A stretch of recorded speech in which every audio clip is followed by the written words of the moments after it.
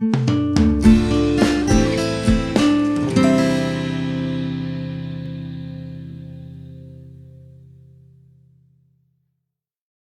today's day and age, it's not so different than it's been for many, many years, and that is the more money you have, the more important you are, the more power, the more prestige, right? This is what makes a person.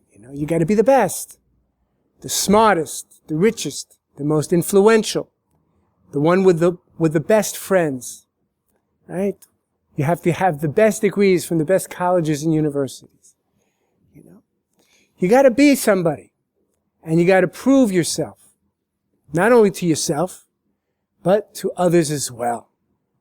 So this need for self-worth is the biggest and most important drive that drives human beings once they come down from heaven into Olam Hazeh, into this world. This is the test, right?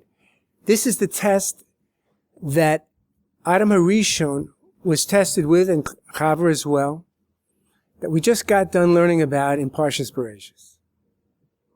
What was this test? This test was to determine whether or not they were going to believe still in the one God that they just came from, where they were basking in the Ziv HaShechina, in the divine presence. And now, or whether they're going to believe that there can be a world that's separate from Hashem, and whether they could themselves have identities and natures that are separate from Hashem. Are they going to believe that Ein Od Milvado, that there's nothing but Hashem, and that there's nothing in this world that is not caused by Hashem? Or are they going to believe that a tree, for example, could have a separate existence from Hashem? This was the test.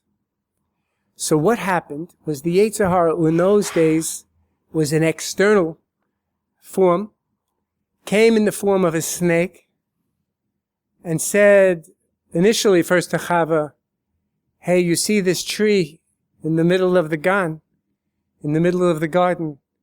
This is a special tree. This tree has special, enormous powers. And if you eat from this tree, you also can be like God, like Hashem. In fact, what the Nachash was actually saying to Chava is that Hashem too Hashem is not the only power in the world. That there are other powers like this tree, this special tree, that also has enormous powers to do things for you. Of course, this is all an illusion that was being set up by Hashem to test the first man and woman. But the snake was making the claim that Hashem himself ate from this tree, and that's where Hashem gets his enormous powers from. He said, where do you think that Hashem gets his powers to create worlds? Hashem gets his power to create worlds from this tree. This tree has incredible, enormous power. And if you eat from it, you'll become a god. And that's why Hashem doesn't want you to eat from this tree. Hashem told you not to eat from this tree. You can eat from all the other trees in the garden. Why did Hashem specifically tell you not to eat from this particular tree? It's because Hashem knows that if you eat from this tree, you also will become a god, and he'll have competition, so to speak. And Hashem doesn't want you to be a god. He wants you to stay under his power. That's why he told you not eat from this tree. So, why did they eat from the tree? Right? Why did Adam and Chava fail the test? After all, they were the last to be created on the sixth day of creation. Everything was all created before them. And our rabbis tell us that Adam HaRishon, the first man, was so holy and so close to Hashem before his sin that he certainly should have been able to figure this out. He should have been able to figure out that the snake was selling him a bill of goods that was preposterous. How could it possibly be that Hashem is eating from this tree? It's just a normal tree. It's a tree like any other tree. What power does this tree have that Hashem doesn't have? He should have also been able to figure out that it's not possible for there to be an entity that's separate from Hashem that could have its own power unless Hashem is giving him the power to begin with. So why didn't he figure that out? It's very interesting. Remember, we said that when the neshama, when the soul came down into the world and began to inhabit a body, it got a Yetzer Hara. Well, the first man, he also had one. And what does that Yetzer Hara want to do? That Yetzer Hara tells him that he has to have a sense of self-worth. He has to be a somebody. He has to be a mover and a shaker. It's not enough to be a part of Hashem, to be a chelik Elokai mamal. It's not enough to be a piece of Hashem. You have to be on your own. So, the snake knew that that's what Adam really wanted to begin with.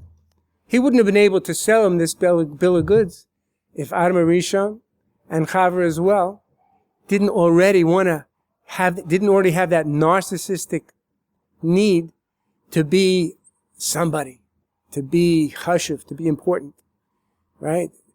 That koiche v'yatzam yodi attitude where they're going to chart their own destiny in life, right? They're going to now eat from this tree, and they're going to get all this wisdom from the tree, the wisdom of good and the wisdom of evil. And they're going to have power like gods, and they're going to be able to develop, get their own money and pursue their own careers, so to speak, and own things and take credit for it and feel a sense of achievement without having to include Hashem in this, without having to give Hashem any credit for this.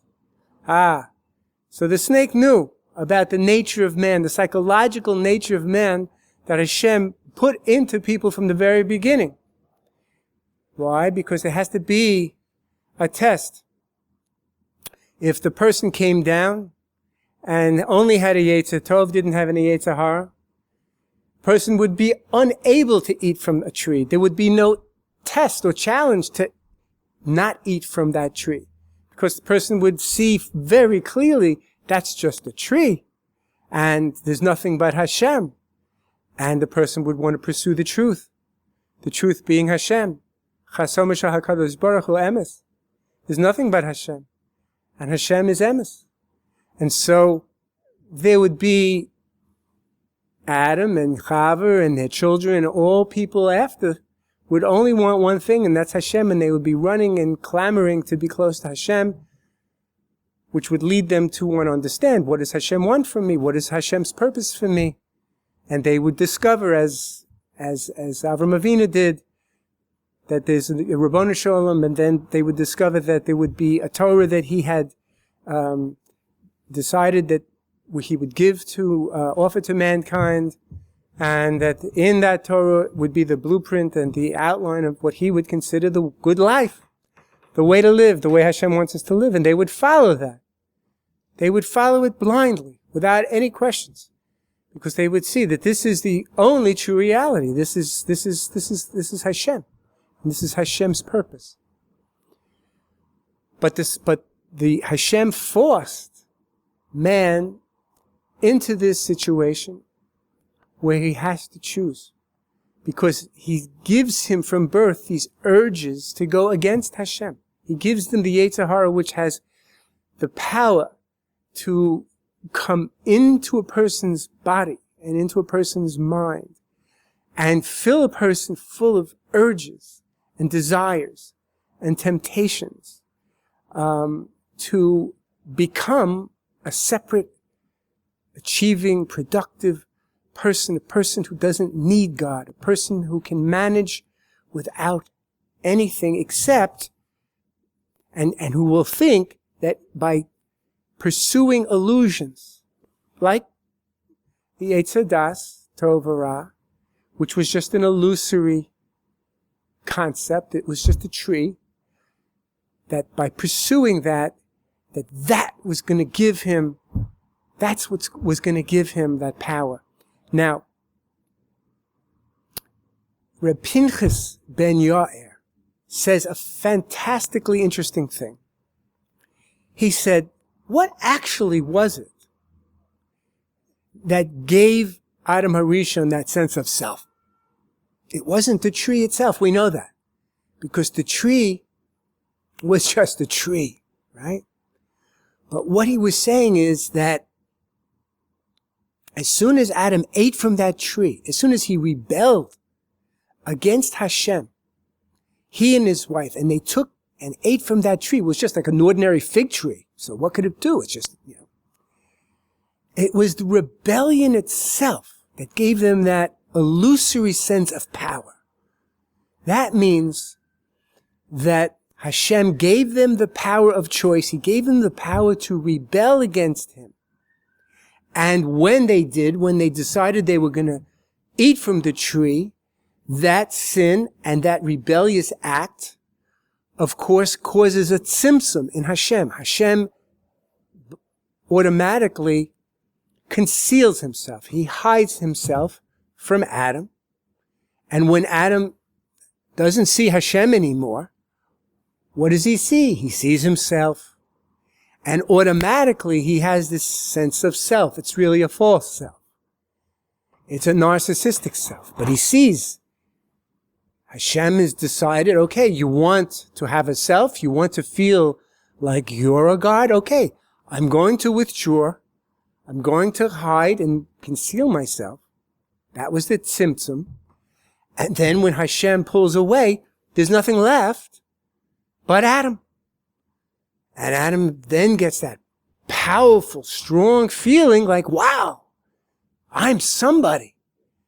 I made my own decision. I picked that fruit. I ate it. I'm enjoying the pleasurable taste of it. I would like now to partake of more of it. And you see more and more he had this feeling of separate existence from Hashem. More and more he had this sense that he was an independent entity, something he never even considered before. But now that he sinned, he had this feeling of gaiva, this feeling of arrogance, which is really the source of all sins. It's the source of all evil. Gaiva is not simply a personality characteristic. Gaiva and its opposite, humility, or anivas, are the pivotal states of mind that determine whether a person's going to go in the way of good or whether a person's going to go in the way of evil. Because all evil comes from this sense of having to put Hashem out of the picture, feel this powerful, powerful connection to me. I'm the powerful one. I'm the master of my fate.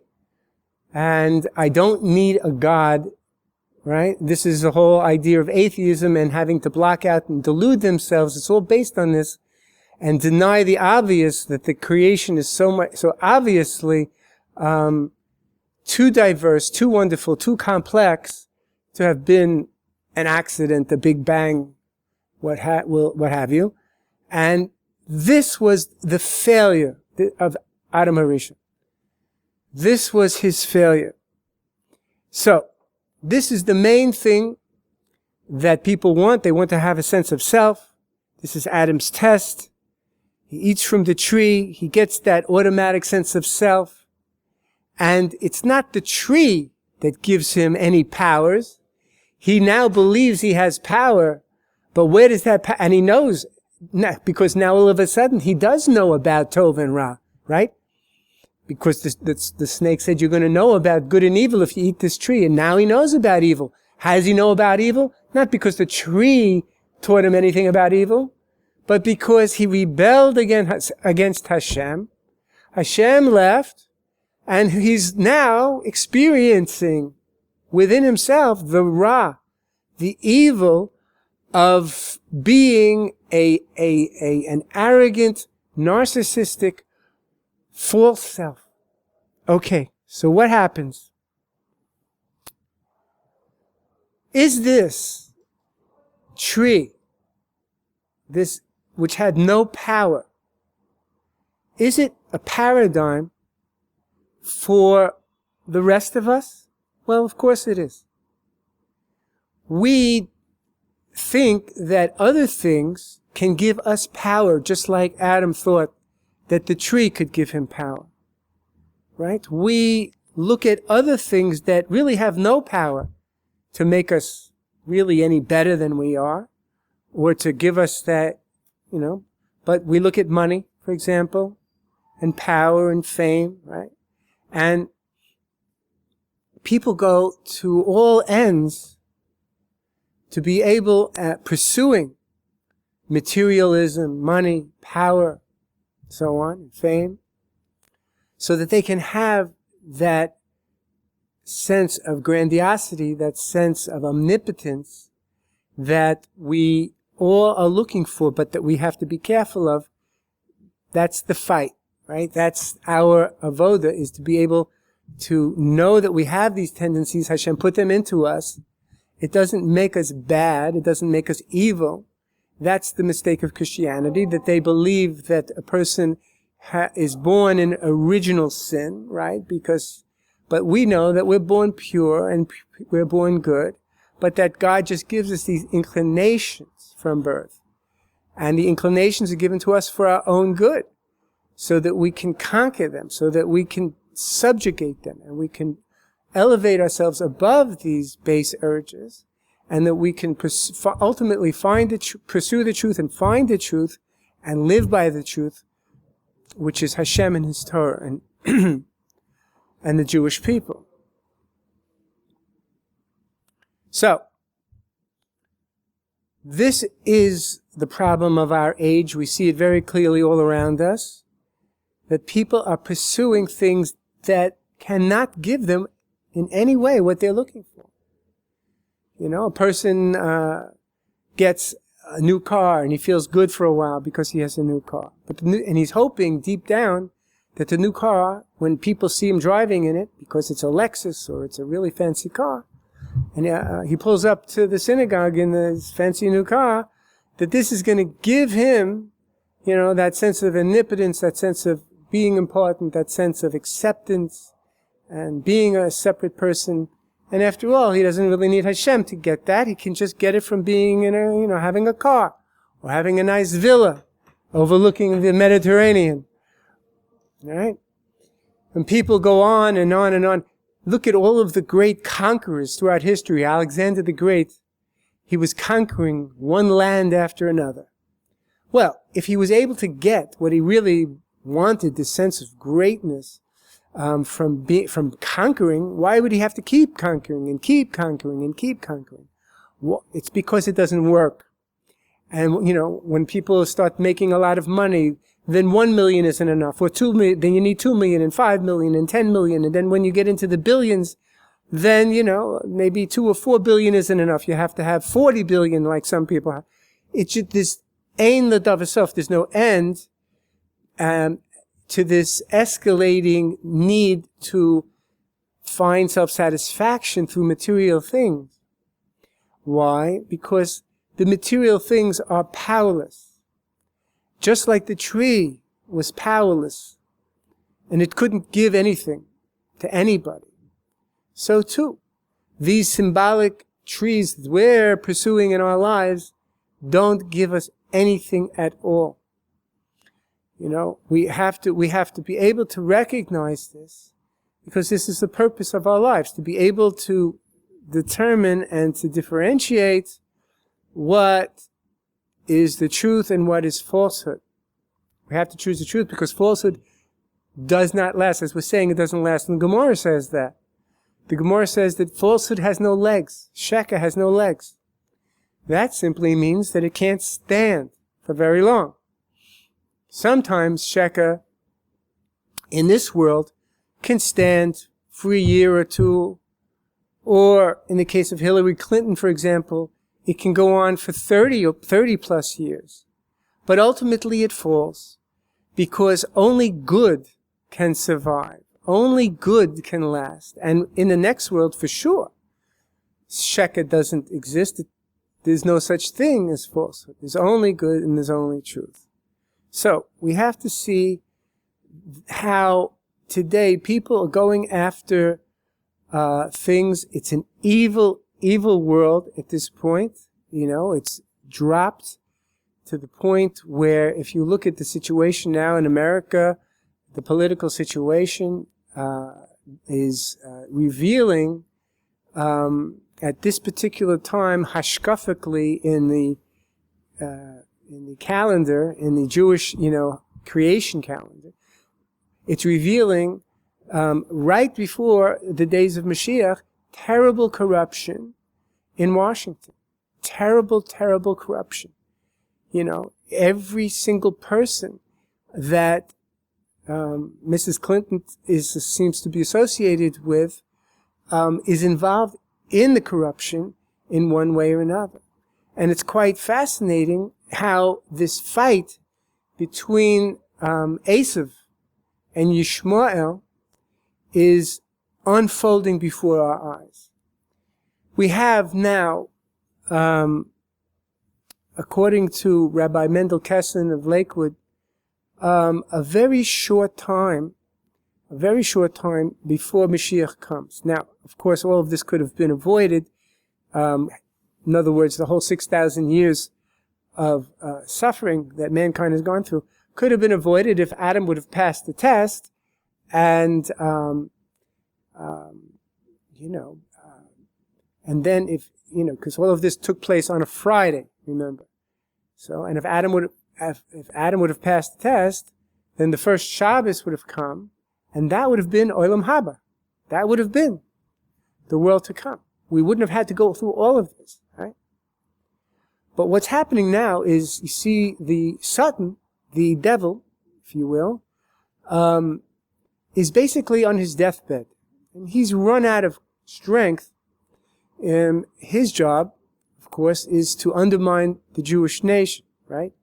He wants to destroy the Jewish people and see to it that they are out of the picture. And, of course, we know throughout history he's made many attempts to do that. Most recent major attempts being the Holocaust and the what's going on here in Israel, where a Jewish state has been established, a Jewish secular state has been established, which in a sense wants to do away with Torah and Torah values. That the Jewish identity should now become more or less a cultural thing, an ethical, an ethnic movement, if you will, a nationalistic movement. But the Torah and mitzvahs are not a part of it anymore. That was the atheistic, Zionistic attempt to do away with Torah Judaism. And not only did the Holocaust not work because Jews kept reproducing, of course, and Torah learning continued, nevertheless, Torah communities spread all over the world and are even stronger and more numerous today than they ever were. But the Zionistic movement also failed because there are still many, many yeshivas here in Israel, thriving yeshivas, kollalim, more people learning Torah than ever before. So the Satan has a problem. What is he going to do? The Jewish people are moving towards learning more, doing more mitzvahs. There's the whole Baal Tshuva movement, with thousands and millions of Jewish people, Jewish souls returning back to God. What is the Satan going to do? It looks like soon Mashiach's going to come and he's going to be bankrupt. He's going to be out of business. So he has to have a change of strategies. What he has to do, according to Reb Mendel Kessin, Shlita, is that he has to use someone else instead of using Esav to try to defeat the Jewish people, he has to now use Yishmael to try to defeat the Jewish people. Esav, which is, basically the United States and Europe and Russia, these all the Christian countries, these are the countries of Esav, United States being the biggest one, right, and the most powerful one. All of these countries of Europe, in particular, and Russia, have been trying to bring Jews down, right? After all, the European countries didn't really care what was happening so much to the Jewish people during the Holocaust, and the Russians have been persecuting and doing Jews for hundreds of years, right? So, what about the U.S.? Well, the U.S. is actually the good part of Esav. It's the Tov Sheba Esav. Esav had himself mostly evil qualities, but he did have some good qualities. One of them was kibbud av v'em, that he was very loyal to his father, and he tried to please his father and his mother, and he listened to them to some extent. And because of that, we see that in the United States, and the fact that they've been so hospitable to Jewish people over the last couple of centuries, and that Jews have been able to essentially learn a lot of Torah living in the United States. So the United States has actually supported Torah in certain ways through food stamp programs and Section 8 and so on and so forth. A lot of people learning because of the governmental programs in the United States, and believe it or not, that gives the United States a lot of merit in heaven. It gives the United States a lot of schusim. And the United States also has a big schus because they ultimately saved the Jewish people from the Nazis in World War II. Because it was the United States and their allies that defeated Hitler, Yamach Shemo, and enabled the Jewish people to be liberated from the camps and so on. So the United States has a big schus. Now, what's happened is that since the Sultan has lost his, the Esav has not been able to, the bad part of Esav has not been able to do away with the Jews. What happens is the Sultan then went into the Malach of Yishmael. And he said to the angel of Yishmael, he says, listen, I'm having a big problem. He says, the Jews are gaining in strength. I haven't been able to defeat them. And soon they're going to be on top. That means the Messiah is going to come. They're going to build the third and final Beis HaMikdash. And I'm going to be defunct. I'm going to be dead. Do me a favor, he said to the Malach of Yishmael, to the angel of the Islamic people. He said, you work for me, and I'll put you on top. Instead of Esav dominating the world, which he has for the last 2,000 years, right? It's been Esav that has controlled, the United States and the European nations and Russia. They've been on top. The Islamic nations haven't really been much, to contend with. And Israel is also pretty much on, we've been on the bottom too. So Islam wasn't much at all until President Bill Clinton invited Yasser Arafat to begin to come to the White House. He invited him there more than any other statesman, and began to develop connections, which Hillary has to this day, with nations that support terrorism and are dedicated, groups that are dedicated to wiping out not only the Jewish people, but Western civilization as a whole. Okay? So, the Sultan goes to the Malach Yishmael, and he says, I'm going to give you a chance now. All right? So, they decide they're going to work together. And then, lo and behold, President Barack Obama is elected president, which is an absolute, a completely very difficult thing to understand. All of a sudden, you have now somebody who is very closely tied with Islam, and who actually had training in it and worked, and was worshiping in that respect. Now you have an Islamic person who's basically running the biggest ace of country in the world, right? And of course, he and Hillary Clinton, who are working, for Yishmael, are the perfect people for the Satan to pick to bring down Asaph, to bring down the United States. And therefore, the United States, which is the greatest ally of Israel, is not going to be around anymore. Israel will be more vulnerable without its ally of United States. And then the Islamic terrorists, the savage nations that are dedicated to destroying Israel, will attack and think that they'll be able to conquer the Jews. That's the hashkafic picture that Rabbi Kessin paints for us.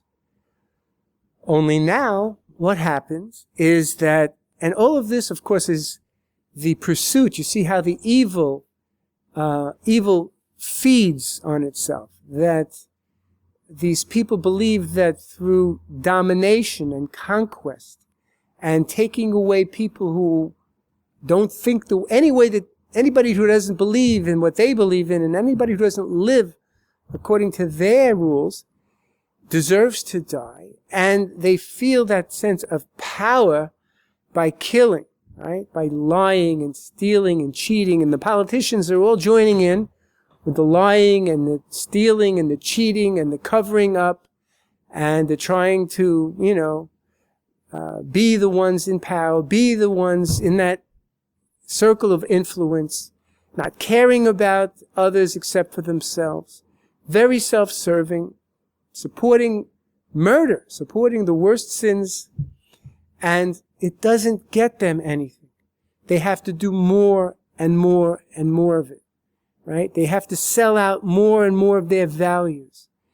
Any of them that had any values to begin with when they were young and going to law school and starting out, it's all gone because the evil feeds on itself. And they get to the point where there's such a sense of omnipotence and such a full sense of power, a sense of being gods themselves, godlike, that they lie openly without any compunction and without any guilt and without any concern of even being caught, because they are so lost in their illusory world that they are like gods. They don't think they are invincible. They don't think that anybody's going to catch up to them, that they can be indicted, that they can go to prison like anyone else. It doesn't even occur to them. Forget about the fact that there's a God in the world and that there's going to be consequences from him for their committing all these crimes against God's people. All people are God's people. That, of course, doesn't even enter their mind at all.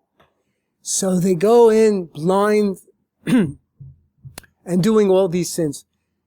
Now, since we're getting close in the creation calendar to Shabbos, which is going to be, the beginning of the Messianic era, and then ultimately Tchias HaMesim, and then the world to come. A lot of things have to happen in a very short time. The prophesized war with Paras, which is really Iran. That war of Gog and Magog that has to come before the Messianic era is actually a war with Iran, between Israel and Iran. And we see that President Obama has given Iran a deal where they can have nuclear weapons, legally own nuclear weapons within, I think it's less than 15 years now, right? So, not that they would wait, not that they're such Yireh Shamayim or law-abiding citizens, that they would wait that amount of time to use them, right? So, we're getting very close, and God has to do something. Why? Because the Jewish people are guaranteed to be on top.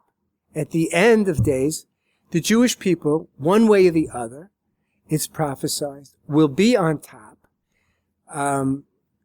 The Messianic era will come in. Mashiach ben Yosef will come. He will take all of the impurity out of the world. Everybody will recognize Hashem. And then Mashiach ben David will come and he'll build the Beis Hamikdash, and so on and so forth. So what is God going to do? He brings along somebody, a very unlikely personality, an Asaph person, not a known person, not a known politician, a very crass person, a very narcissistic person in his own right, but whose narcissism is not anywhere near as corrupt and evil as those people who he's campaigning against in this election. And he gives this person, this guy Trump, a personality that is so defiant. He has such maniac type qualities that he would actually stand up to anybody. He'll stand up to Hamas and to Hezbollah. He'll stand up to ISIS. He'll stand up to anybody. And he'll come along and say things that are not politically correct, like, we have to check very carefully the Syrian immigrants that are coming into the country. We have to know who they are. We have to build a wall like Israel does. Hey, why, if Israel can build walls, can't we build a wall? If you ever go down to Kever Rachel and, you want to pray in Kever Rachel, you're going to be looking at a huge wall. You know why? Because Kever Rachel is surrounded by fanatical terrorist murderers who, on more than one occasion, have try to kill people. So there are armed guards there, and there's a very high wall there. Well, Mr. Trump is just saying, let's set up checkpoints like Israel does. Let's build a wall. Let's make America safe again, right? Why? Not because he's such a tzaddik, not because he's just such a great person, but because Hashem picked him because America has so many zchuyot, they have so many merits for the reasons that we mentioned before. Hashem is giving America a chance to survive. He's giving America a chance also to maintain the level of morality, that it has maintained up until this point. Okay, it's certainly not the ideal morality. It's not a Torah morality, but if you compare the United States to places where they execute homosexuals or women for certain minor offenses, homosexuals killed in a lot of these countries that Clinton, gets donations from, just for the fact that they're homosexual. Now, in the United States, you see the direction that it's going with gay marriages and mixed bathrooms and so on and so forth. Of course, as soon as Hillary gets elected, the first thing she's going to do is change the court, change the Supreme Court, so that she's going to have, very liberal, which is, just another word for evil, justices on the court who are going to interpret the Constitution so that homosexuality is good and, ultimately, drug use and whatever it is that she's going to feel is going to, whatever interest group she has to pay back for putting her in power, that's what will become constitutional. So Trump is the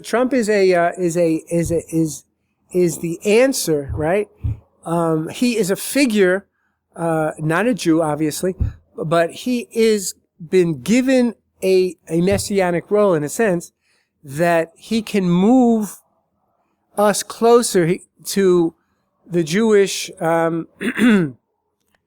to the Jewish people being able to be once again on top. How does that work?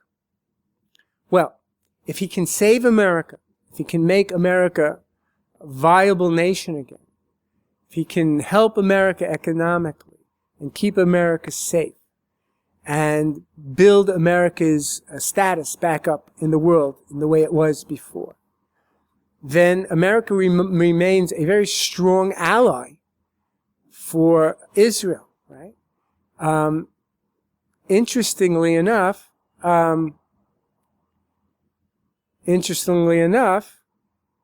this guy Putin, right, who is the leader of Russia, Russia, as we said before, one of the most anti-Semitic nations in all of history. If you recall, Stalin, and, Gorbachev, Brezhnev, these people hated Jews. Putin, on the other hand, loves Jews. Hard to imagine, right? The leader of Russia, has a great respect for Jews. And we know that the reason for this is most probably because he was an orphan and he was raised by an Orthodox Jewish couple. And he has a tremendous hakaras hatov, this Putin, for Jewish people. He sees the goodness in Jewish people. He sees the chachma in Jewish people. In fact, Rav Kessin tells us that, reported that there was a meeting in Russia where Putin met with the chief rabbi of Russia, and some of the other rabbanim were there, and he asked a question. He asked a question to the rabbanim. He said, you tell me, what is the reason why the Jewish people have survived after all of these millennia, all these centuries? And then he said, I'll tell you the reason. And he answered his own question even before the rabbis could. And he said, the Jewish people have survived because of their rabbis and because of their Torah. Can you imagine? This is what a leader of Russia, the present day leader of Russia, Mr. Putin, has said about the Jewish people. Well, Putin is also a potentially strong ally of Israel. There's all different ways, hashkafically, that Hashem can move these pieces around and move these leaders and nations around to be able to reach his objective, which is Mashiach and Beis HaMikdash. Let's keep everything in mind that the politics that's going on down here, the events of this world, in a sense, are just trees. They're illusions. Everything is being orchestrated above. Hashem is moving, if you will, the chess pieces in different ways, depending essentially upon the behavior of the Jewish people and how much emunah we have and how much we do mitzvahs and how much we do averas or sins. The more we do mitzvahs and the more we show emunah through prayer, through hafatzah, through supporting tzaddikim like Rabbi Shalom Arush, the more merits we have, and the more that Hashem can quickly move us with less bloodshed, halavai, towards our goal, bringing Trump gets elected. It would be the greatest choice between Trump and Hillary. There is no choice. Trump is the better choice for the Jewish people. Clearly, Trump is the only choice for the Jewish people. If you believe in the Torah, if you believe in Torah Hashkafa, if you believe that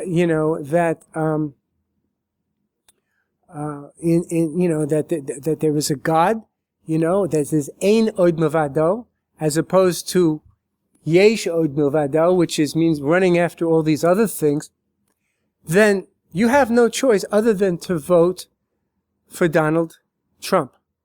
And he will come and shorten the amount of suffering that Israel has to go through. There's only two ways to be able to end the Gullus. It's either with merit, right? Doing more mitzvahs, learning more Torah, doing more hafatzah, spreading more emunah in the world, or, God forbid, we can get it in another way too, but that's not the way we want to get it. And that's through Yisurim. That's through pain and suffering. And that would be the way of Hillary. Hillary Clinton would be a nightmare for the United States. It would be not the same country as it's ever been. There would be pain. There would be Yisurim beyond. There would be pogroms. It will be beyond what any Jewish person ever experienced living in the United States. And then, of course, ultimately there has to be the salvation. There has to be the Geula Shalema. We're going to get that one way or the other. Hopefully it won't be the second way, But Hashem has His ways. If a person is not going to wake up and see that what's the right way to go, then, it has to be other ways. And,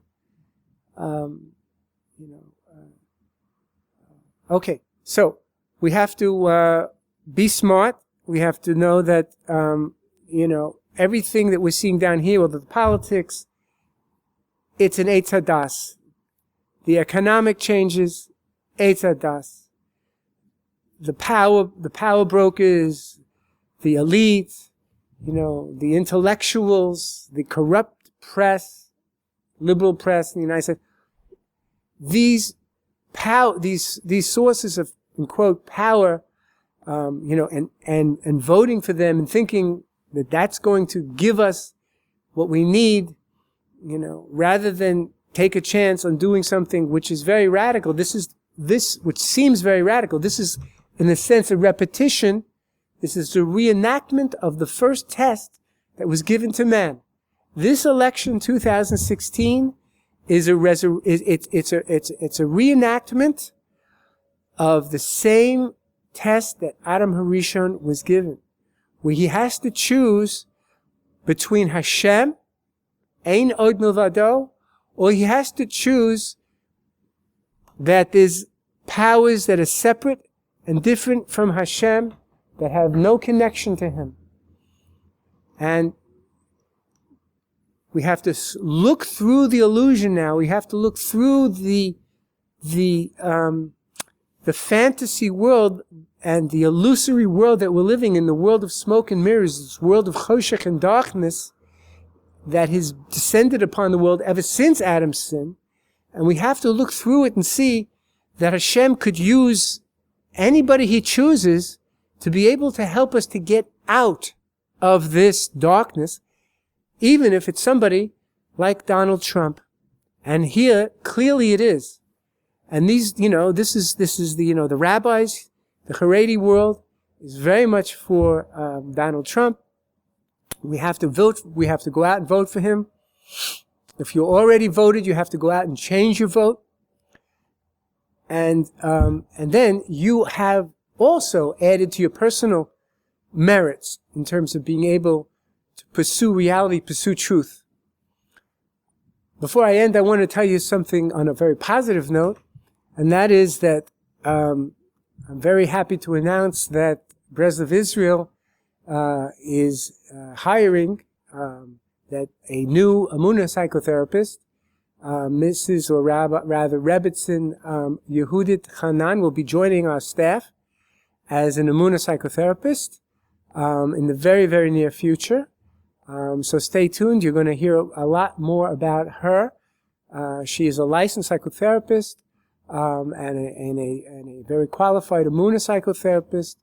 Been working in the field, mental health field, for many, many years. Has a very broad background in helping people. She lives here in in Israel, in Ramat Beit Shemesh. She's married to a very important and chashuv Rav, and he's runs a kollel out in Beit Shemesh, and Rabbi Hanan, Rav Hanan, and she's going to be joining us. So, she's a wonderful person, and she's a very big asset in addition to the Brez of Israel staff. I'm very, very, very happy to be able to tell you that she's going to be joining us. So that will be happening. I'll let you know just when that's going to take place. So I want to wish you all bracha and hatzlacha. Anybody that needs any type of refuah should have a refuah shalema. You should have parnosa. You should have shalom bayis. You should have amunah shalema. And we should all have tshuva shalema.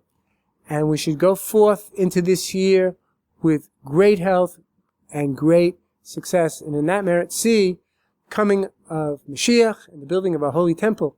May it be speedily in our days. Amen.